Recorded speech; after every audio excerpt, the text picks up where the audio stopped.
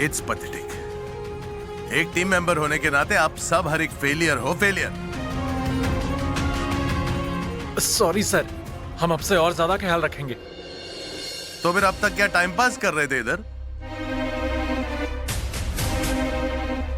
देखिए, मुझे इस केस में जल्द से जल्द एक बड़ी लीड की जरूरत है। Yes sir.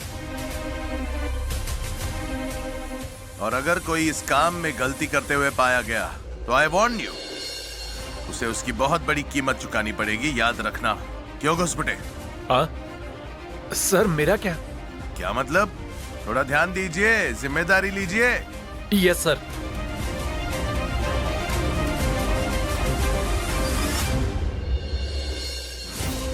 घर जा रहे थे ना, तो जाइए जाइए।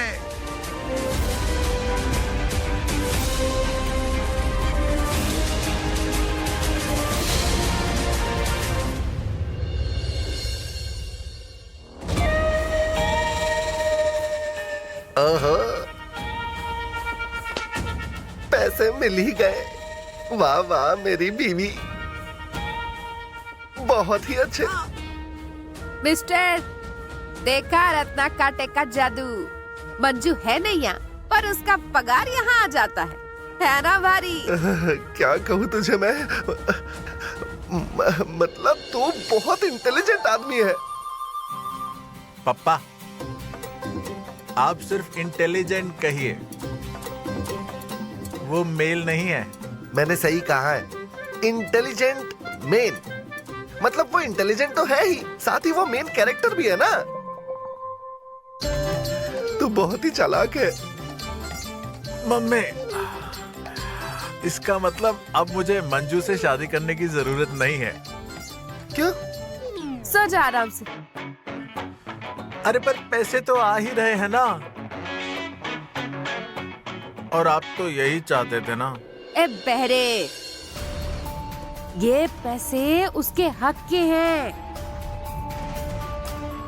इन पैसों पे हमारा हक हो जाए, इसलिए तुझे उससे शादी करनी पड़ेगी। टा टा टा टा टा टा टा। अरे पर मम्मी, अब अमृता भी तो कमा रही है ना, फिर उसके साथ शादी करने में क्या हर्ज है?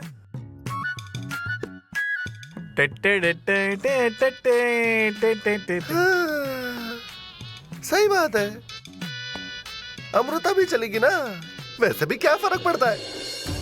तुम दोनों के दिमाग में भूसा भरा हुआ है क्या? क्यों? क्या मतलब क्या? अमृता की सरकारी नौकरी है क्या? नहीं। मंजू की सरकारी नौकरी है, इसलिए अपना ये जो मुंह है ना बंद रखो, अपनी बुद्धि का प्रदर्शन मत करो। हाँ?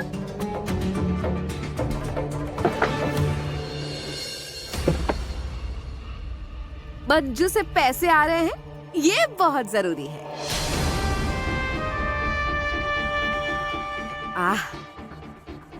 ये सब क्या है?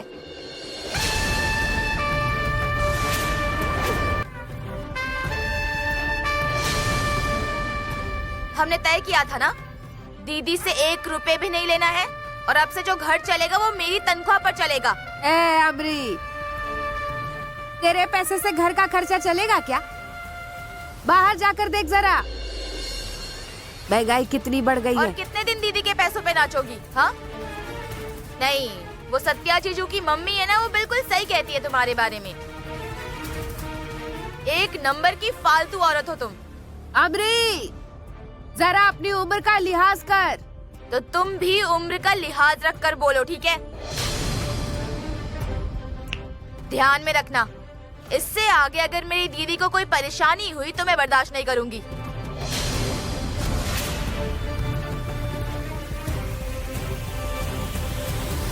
अमरी, तू चाहे कुछ भी कर ले, जब तक डीजे के साथ मंजू की शादी नहीं होती, तेरी दीदी को परेशानी तो होती रहेगी।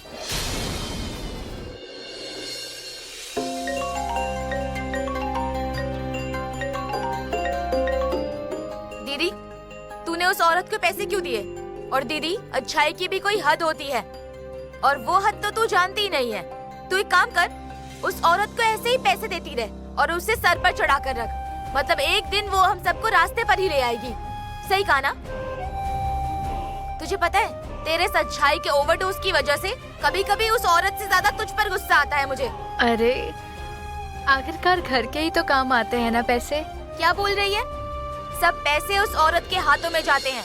तू और तेरी माँ दोनों बिल्कुल एक जैसे हैं। कोई भी अगर तुम्हें आसानी से टोपी पहना सकता है, पर कोई नहीं। ये सब मुझे सत्या जीजू से कहना पड़ेगा। अमरी, सत्या को इसमें से कुछ भी मत बोलना। अरे वो गुस्से में आकर क्या करेगा पता नहीं।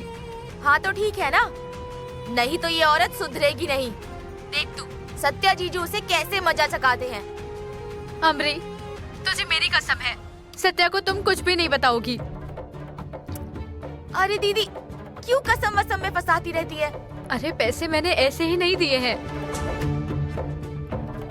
कुछ तो सोच कर ही दिए होंगे ना। पर प्लीज तुम सत्या को इस बारे में कुछ मत बताना। अच्छा ठीक है, फिलहाल कुछ नहीं बोलूंगी, पर तू भी एक चीज ध्यान में रख, अब से उस औरत की मैं एक भी नहीं चलने दूंगी घर में। ठीक है।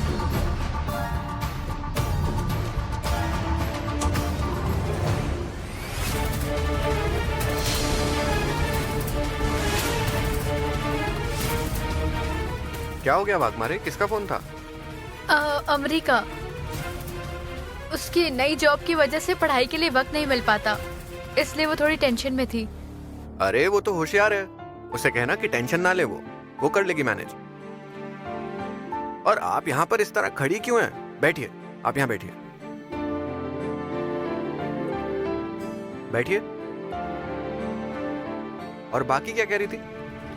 वो छोड़ो, तुम्हें पता है आज मैं सविता के साथ इतनी देर तक बातें कर रही थी कि बोलते बोलते मुझे पता चला कि उसे पढ़ाई का बहुत शौक है। क्या? सबे, सबे, फटाफट से ऊपर आ।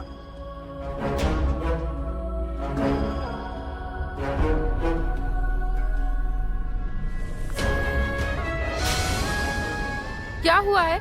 मुझे ये बता, वाघमारे ने तुझे क्या कहा है? तुमने सीखने के लिए कहा है उन्हें? सबे, क्या पूछ रहा हूं मैं? क्या तूने ऐसा कहा था वाघमारे को? हाँ। इतने साल तुम्हें बहन के नाते मैंने संभाला। अरे ये सब तूने मुझे क्यों नहीं कहा? इतनी कीमत रखी तूने सत्या भैया की। अरे ऐसा नहीं है भैया,